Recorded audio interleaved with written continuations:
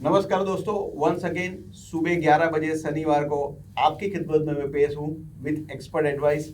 I once again welcome Ashok bhai Patel and Arvind रानाकर। दोस्तों, बहुत ही अच्छा शो जा रहा था। हमने लास्ट एपिसोड के अंदर 4 ऐसे क्वेश्चंस पूछे थे जो आपकी लाइफ के अंदर बहुत ही जरूरी थे। बहुत सारे लोगों को बहुत सारे क्वेश्चंस थे, तो एक क्वेश्चंस का स्पेशल एपिसोड मैं आपके लिए लेके आया हूँ। ज़्यादा टाइम लेते नहीं हुए मैं डायरेक्ट क्वेश्चंस के ऊपर आता हूँ। ये क्वेश्चन जो है मेरा अशोक भाई के लिए है। अशोक भाई, एक क्वेश्चन है कि एलआईसी बहुत ही कम इंटरेस्ट देती है compare to PPF and LIC के अंदर मुझे बहुत ही कम देती है, तो मुझे क्या करना चाहिए?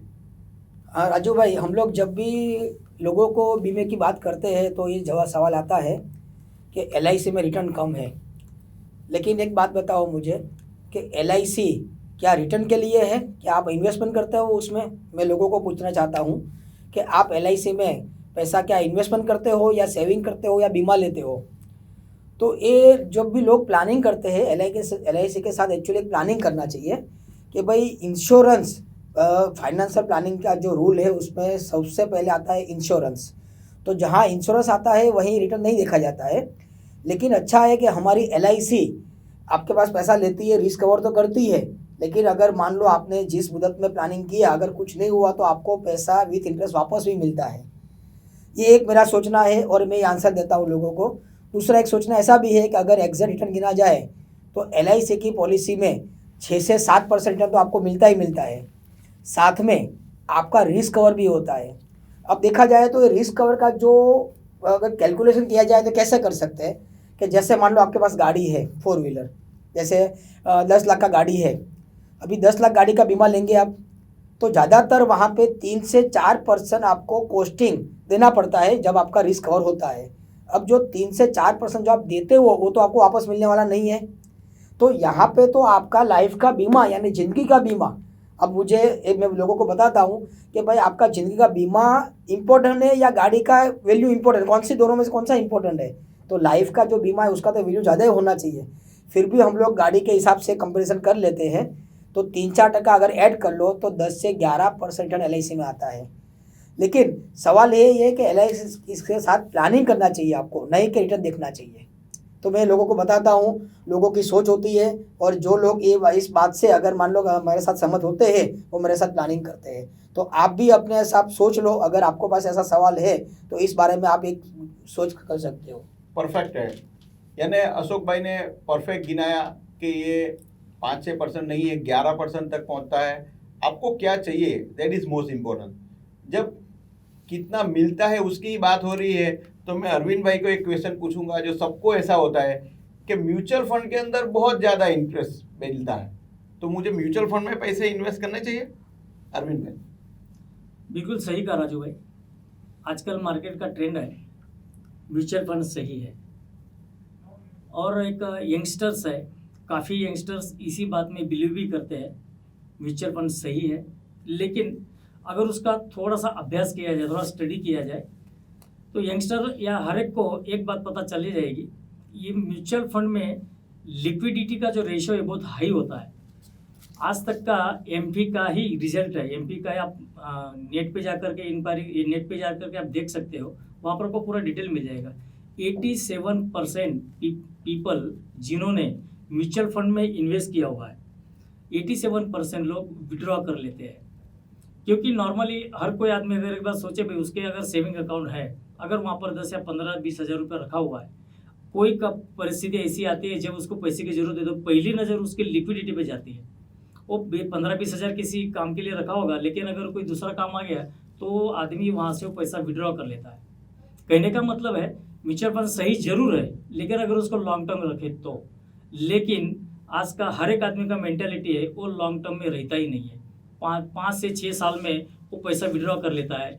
इसीलिए भले ही वो रेट ऑफ इंटरेस्ट ज़्यादा देता हो, रिटर्न ज़्यादा देता हो, लेकिन इस मामले में म्यूचुअल फंड सही नहीं है। ओके, बहुत ही बढ़िया बात बोली। मैं अरविंद भाई के साथ में एक बात मैं ऐड करना चाहूँगा कि म्यूचुअल फंड सही है बट इंश्योरेंस ज़रूरी है। शायद म्यूचुअल फंड सही है और हमारे पास जब भी पैसे की तकलीफ होती है, घर के अंदर एक गुल्लक होता है, जब भी पैसे की ज़रूरत है तो ये सबसे पहले गुल्लक टूटता है। जो इजी मनी होता है सबसे पहले वहाँ से पैसे लोग निकाल रहे हैं। अगर आपको कंपाउंडिंग का बेनिफिट लेना है तो एसआईपी सही है, बट अगर आपके पास इंश्योरेंस नहीं है तो वो जरूरी है। और एक राजू भाई उसमें मैं और ऐड करना चाहूँगा, म्यूचुअल फंड सही है, हमारे एक ट्रेनर उन्होंने बहुत सही बात बोली है, म्यूचुअल फंड सही है, बिल्कुल सही है, लेकिन म्यूचुअल फंड का भी इंश्योरेंस किया है क्या, वो भी जरूरी है।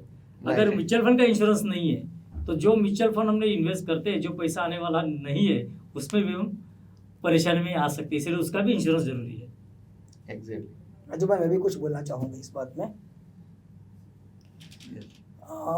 LIC जो है, तो आप मान लो प्रीमियम देते हो 5,000 10,000 रुपया, तो उसका जो रिस्क कवर है वो कंपनी लेती है। जबकि म्यूचुअल फंड में क्या होता है, आप पैसा लगाते हो लेकिन रिस्क कवर रिस्क किससे होता है, कस्टमर का रिस्क होता है, कंपनी का रिस्क नहीं होता है। क्योंकि अगर मान लो शेयर मार्केट कल आधा हो गया, जैसे अभी पिछले मार्च महीने में जब कोरोना आया था, तो मुझे पता है कि शेयर मार्केट करीबन आधा हो गया था। 50% तो क्या होता है कि LIC में रिस्क कंपनी लेती है और म्यूचुअल फंड में रिस्क कस्टमर का होता है। एग्री, बिल्कुल सही है, इसके साथ मैं अग्री हूँ। इसीलिए एक क्वेश्चन जो 100 में से 90% लोग जो मुझे क्वेश्चन पूछते हैं, मैं अशोक भाई पटेल को मैं पूछना चाहूँगा। अशोक भाई, बहुत सारे लोग प्लानिंग की बात कर रहे हैं, तो म्यूचुअल फंड हमको एक प्लानिंग सिखाता है, म्यूचुअल फंड लो प्लस आप एक टर्म प्लान ले लो तो आपका पूरा प्लानिंग हो गया। आपका क्या कहना है? राजू भाई, ये एक जो फाइनेंशियल प्लानिंग होता है, या तो फिर जो लोग ट्रेनिंग लेते हैं उसमें एक बात बताई जाती है या टीवी पर भी आती है कि टर्म इंश्योरेंस ले लो और म्यूचुअल फंड में पैसा इन्वेस्ट करो। लेकिन जो मैंने अभी बात किया वही है कि म्यूचुअल फंड क्या होता है कि उसमें कभी भी कुछ गारंटी नहीं होती है, पैसा बढ़ता भी है कम भी होता है, और वहाँ पे क्या सिस्टम है कि भाई कभी भी पैसा आप निकाल सकते हो। तो रूल यही है कि भाई लिक्विडिटी है, रूल जैसे अरविंद भाई ने भी बताया कि लिक्विडिटी है, कभी भी पैसा निकल सकता है। तो मेरा एक सर्वे है, क्योंकि मैं भी म्यूचुअल फंड करीबन 15 साल से काम कर रहा हूँ, तो ज़्यादातर जब 100 लोग ज्वाइन होते हैं म्यूचुअल फंड में या SIP करवाते हैं या इन्वेस्ट करते हैं, तो करीबन 87% लोग 3 से 4 साल में उनसे उसमें से विड्रॉ कर लेते हैं, पैसा नहीं रखते। क्यों? क्योंकि मार्केट का नेचर है कभी ऊपर कभी नीचे। तो म्यूचुअल फंड तो एक, अगर मान लो उसमें रिटर्न चाहिए तो उसका सिस्टम अप्लाई करना पड़ेगा, लेकिन वो कोई अप्लाई नहीं करता है। जबकि जब इंश्योरेंस है तो वहाँ पे इंश्योरेंस में तो आपको कंपलसरी लॉन्ग टाइम पैसा डालना ही है, वहाँ पे आप पैसा निकाल नहीं पाते हो, ठीक है। साथ में आपका रिस्क कवर भी कंपनी करती है। तो जो अगर मान लो ओनली टर्म लिया किसी ने, तो टर्म में तो लोगों को पता है कि अगर, मुझे तो पता है, लेकिन ज़्यादातर लोगों को टर्म इंश्योरेंस क्या है वही नहीं पता है। टर्म इंश्योरेंस ऐसा होता है कि वहाँ पे आप पैसा डालो, अगर आपको कुछ हुआ तो आपके परिवार को पैसा मिलेगा, लेकिन कुछ नहीं हुआ तो आपको कुछ वापस नहीं मिलता है। जब LIC 1956 में आई तब पहला प्लान LIC का ऐसा ही था, लेकिन लोगों ने पसंद नहीं किया कि नहीं, हमको कुछ मिलना चाहिए पैसा। तो फिर LIC ने धीरे धीरे चेंज करते आज ऐसा प्लान है कि टर्म इंश्योरेंस के अलावा, टर्म इंश्योरेंस तो पुराना है, तो नए प्लान में ऐसा है कुछ नहीं होता, पैसा भी वापस मिलता है। तो एक और सर्वे भी मैंने देखा है कि भाई टर्म इंश्योरेंस में जब 100 लोग पॉलिसी लेते हैं तो करीबन 85 से 90% लोगों 3 से 4 साल में वो पॉलिसी बंद कर देते हैं। क्योंकि जब भी फाइनेंशियल क्राइसिस आती है तो लोग क्या सोचते हैं, इसमें तो कुछ मिलने वाला नहीं है ना, तो वो पैसा मतलब बंद कर देते हैं पॉलिसी, और पैसा तो कुछ मिलता नहीं है। तो लोग सोचते हैं खाली खाली क्यों पैसा भरा, और गिनती क्या होती है पता है, 3 साल का मेरा इतना पैसा जमा हुआ, क्या मिला, कुछ नहीं मिला। और लोग ऐसे ही जीते हैं कि भाई मुझे तो कुछ होने वाला नहीं है। जब वो जीते, जब उसकी लाइफ से, तब वो तो सोचता है कि भाई मुझे तो कुछ होने वाला ही नहीं है। तो ये नो डाउट प्लानिंग सही है, लेकिन अगर उसको एक सिस्टम से किया जाए तो सही है, लेकिन सिस्टम से होता नहीं है। जबकि LIC का रेगुलर पॉलिसी जो है वो एक सिस्टम ऑटोमेटिक आपकी बन जाती है, तो आप अपना गोल जो है या जो भी रिक्वायरमेंट है वो आप पूरी करते हो। कंपलसरी सेविंग करवाता है। एग्जैक्टली, यानी SIP जो है सिस्टमेटिक इन्वेस्टमेंट प्लान, मैं भी SIP करवाता हूँ, मैं भी म्यूचुअल फंड के एजेंट हूँ, मैं भी सही बोल रहा हूँ, SIP करनी ही चाहिए, बट वो कंपाउंडिंग इंटरेस्ट के लिए यू शुड बी सिस्टमेटिकली आपको उसके साथ में डिसिप्लिनरी आपको इन्वेस्टमेंट करना जरूरी है। ऐसा नहीं कि मुझे जैसे ही जरूरत आई मैं पैसा निकाल लूँ, ऐसा नहीं। अगर आप लॉन्ग टर्म के लिए 10 साल 15 साल के लिए अगर सिस्टमेटिकली आप इन्वेस्टमेंट करेंगे, लॉन्ग टर्म का आपको बेनिफिट मिलेगा। दूसरी बात जो अशोक भाई ने बहुत ही अच्छे से बताई, मैं आपको क्लियर करना चाहता हूँ कि अगर आपके पास ऐसा कोई ऑप्शन है जहाँ से आप बाहर निकल जाओ, तो वो हमेशा वही ऑप्शन आप लेंगे। क्योंकि जब टर्म प्लान आप लेते हो तो टर्म प्लान के अंदर ऐसा है, आपने जो पैसा भरा आप बाहर निकलना चाहो तो निकल जाओ, उसी दिन आपका इंश्योरेंस बंद हो जाएगा। मोस्ट ऑफ द पीपल ऐसा ही सोचते हैं। और हमारा जो ह्यूमन माइंड, जो हमारा माइंड के अंदर एक ही दिमाग चलता है कि मैं कितना पैसा डालता हूँ, कितना मुझे बेनिफिट मिलेगा। मैंने 10 रुपए के केले लिए तो भी मैं गिनता हूँ, वहां पे भी मैं रिजिक करता हूँ मेरे केले वाले के साथ, मुझे एक केला ज्यादा दो ना। तो मैं जब पैसा देता हूँ तो मुझे हमेशा ऐसा होता है, मेरा दिमाग या मेरा सराउंडिंग एरिया या मेरी family, everything is thinking about ये पैसा वापस कभी आएगा, वापस कभी आएगा। फॉर एग्जाम्पल, मैंने 5 साल की जगह 10 साल भर दिया। अशोक भाई 3 साल बोल रहे हैं, मैं 5 साल की जगह 10 साल, अगर मैंने 10 साल पैसे भर दिया तो 10 साल के बाद में मेरी उम्र हो जाएगी, मेरे बच्चे पूछेंगे क्या डैडी आप 10 साल से पैसे भर रहे हो, कुछ आता तो है नहीं, तो क्या उसके लिए बाप को भरना पड़ेगा क्या? तो ऐसी चीज है कि मुझे हर साल पैसे भरने के बाद मेरे मरने की खबर मेरे फैमिली को देनी है। तो आप क्या चाहेंगे, आपकी फैमिली को मरने की खबर देनी है या वही पैसा जो आप इन्वेस्टमेंट करेंगे उसके अंदर से बेनिफिट मिलना चाहिए? LIC की एक बात है, जिंदगी के साथ भी जिंदगी के बाद भी, साथ में भी आपको पैसा मिलेगा। एक टाइम था जहां पे आपको लॉन्ग टर्म के लिए पैसा इन्वेस्टमेंट करना पड़ता था। अभी ऐसी बहुत सारी स्कीम्स हैं जिसके अंदर कम समय में भी आपको पूरी जिंदगी 100% गारंटेड टैक्स फ्री 100 साल के साथ, 100% गारंटेड टैक्स फ्री 100 साल के लिए आपको उसका बेनिफिट मिलने वाला है। अगर वो लेना चाहते हो तो आपको ये जो एक्सपर्ट बोल रहे हैं उसके साथ जुड़े रहना चाहिए। अभी एक क्वेश्चन ऐसा है जो बहुत लोग हमको पूछते नहीं है, अंदर अंदर बातें करते हैं, या तो कई कई लोग हमको पूछ लेते हैं अरविंद भाई कि ये तो आप अपने कमीशन के लिए कर रहे हो। आप किसके लिए कर रहे हो? अपने कमीशन के लिए, अगर हमारे लिए नहीं कर रहे हो, उसका क्या जवाब देंगे आप? सही सवाल है राजू भाई। काफ़ी जगह होता है, मैं जब भी जाता हूँ यार बोले चले आए, कभी कभार तो मुझे टालने की कोशिश की जाती है, भाई यार ये आदमी चलाता है कमीशन के लिए। लेकिन दोस्तों मुझे एक बताइए, जब हम मंदिर में भगवान के आशीर्वाद लेने के लिए जाते हैं तो नॉर्मली वहाँ पर एक महाराज बैठा होता है, जो पुजारी होता है, जो पूजा करता है। वो पूजा किसके लिए करता है, उसको क्या मिलता है?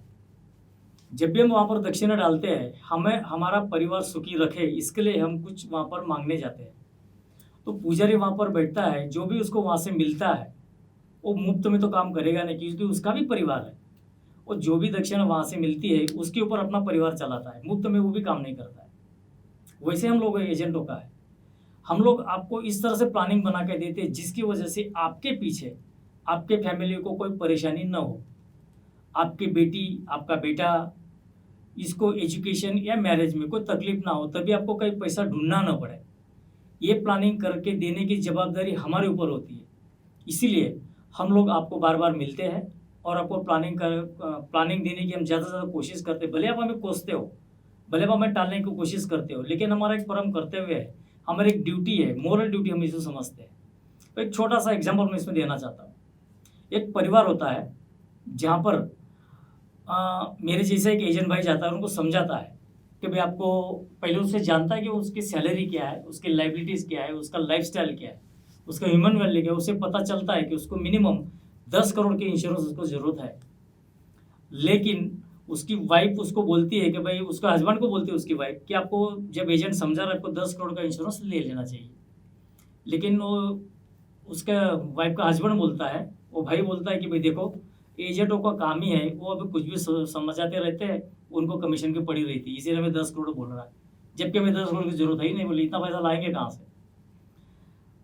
लेकिन देखिए, कुदरत का कहर ऐसा होता है, ना उसको पता था ना उसको वाइफ को पता था। एजेंट ने तो अपनी ड्यूटी निभा दी थी, लेकिन 1 महीने या 1.5 महीने के बाद वो भाई का एक्सीडेंट होता है और एक्सीडेंट में वो भाई एक्सपायर हो जाता है। अभी उसके बाद की घर की परिस्थिति इतनी खराब होती है, घर का इंस्टॉलमेंट है, कार का इंस्टॉलमेंट है, लोगों के छोटे मोटे देने हैं, बच्चों का एजुकेशन है, बच्चों का शादी है, बिटिया की शादी है, इतना सारा जो कर्जा छोड़ के गए, इतना सारा रिस्पॉन्सिबिलिटी जब छोड़ के गया है, तब वो मैडम बोलती है अगर इन्होंने एजेंट का मान लिया होता तो शायद आज मैं सुखी होती। आप क्या कहते हैं दोस्तों? बहुत ही सही समझाया अरविंद भाई ने। उसका एक वीडियो है, आपको रिक्वेस्ट करता हूँ ये वीडियो जरूर देखिए। अच्छा भाभी जी, अब हम चलते हैं। अपना ख्याल रखना, किसी भी चीज़ की ज़रूरत हो बताना। ज़रूरत कैसे होगा सब कुछ तो बाकी है। बच्चों की पढ़ाई, शादी,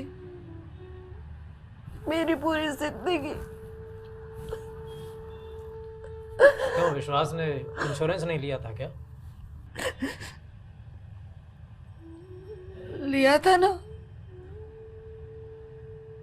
5 लाख का। बस इतना कम? मेरे सामने इंश्योरेंस एडवाइजर ने सारे कैलकुलेशन करके बताया था कि कम से कम 2 करोड़ का इंश्योरेंस लेना है। पर इन्होंने सिर्फ 5 लाख का इंश्योरेंस लिया। और जब मैंने इनसे पूछा कि इंश्योरेंस एडवाइजर ने तो 2 करोड़ के इंश्योरेंस की जरूरत बताई थी, फिर तो आपने 5 लाख का क्यों लिया? तो ये बोले उनका क्या है, वो तो अपना टारगेट पूरा करने के लिए कुछ भी बोलते हैं। पर आज मेरी समझ में आया, वो इंश्योरेंस एडवाइजर अपने टारगेट पूरा करने के लिए नहीं बोल रहा था, वो तो बोल रहा था ताकि हमारे टारगेट अधूरे ना रह जाए।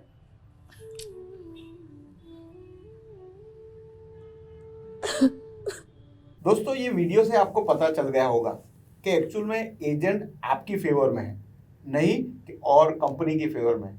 आपके लिए काम कर रहा है, आपकी बढ़ोतरी के लिए, आपके बेटरमेंट के लिए, आपके बच्चों के एजुकेशन के लिए, आपके बच्चों के फ्यूचर के लिए, आपकी फैमिली को किसी के पास हाथ नहीं फैलाना पड़े, इसीलिए एजेंट आपके पास आके आपको समझा रहा है। तो दोस्तों, ये एपिसोड नंबर 2 यहाँ पे हम लोग खत्म कर रहे हैं। दोस्तों, ये 2 एपिसोड के अंदर हमने 8 क्वेश्चन लिए। सबसे पहला हमने शुरू किया था पैसे के लिए, उसके बाद में कोरोना की बात की, बहुत सारी पॉलिसी है, एजेंट है मेरे पास। ये एपिसोड के अंदर हमने बात बताई कि मुझे किस में इन्वेस्टमेंट करना चाहिए, लाइफ इंश्योरेंस, एनएससी, पीपीएफ, किस में इन्वेस्टमेंट करना चाहिए, टर्म प्लान या म्यूचुअल फंड, बहुत सारी बात इंपॉर्टेंट बताई। तो ये वीडियो देखने के बाद आपको पता चलेगा कि कितना इम्पोर्टेंट है। ये इम्पोर्टेंट है दोस्तों, हम लोग एक्सपर्ट के साथ में आपका बेनिफिट के लिए ये एपिसोड बना रहे हैं। आई होप ये एपिसोड नंबर 2 एक्सपर्ट एडवाइस आपको अच्छा लगा होगा। अगर आपको अच्छा लगा है तो सबसे पहले अपने फ्रेंड्स एंड फैमिली को भेजिए। अभी तक आपने सब्सक्राइब नहीं किया, प्लीज़ सब्सक्राइब कीजिए। और अगर आपको कोई भी क्वेश्चन है, और भी बहुत सारे क्वेश्चन होंगे, आपके कमेंट बॉक्स में ज़रूर लिखिए और मैक्सिमम लोगों को सब्सक्राइब करिए। Thank you so much once again Raju master, thank you Ashok भाई। Thank you.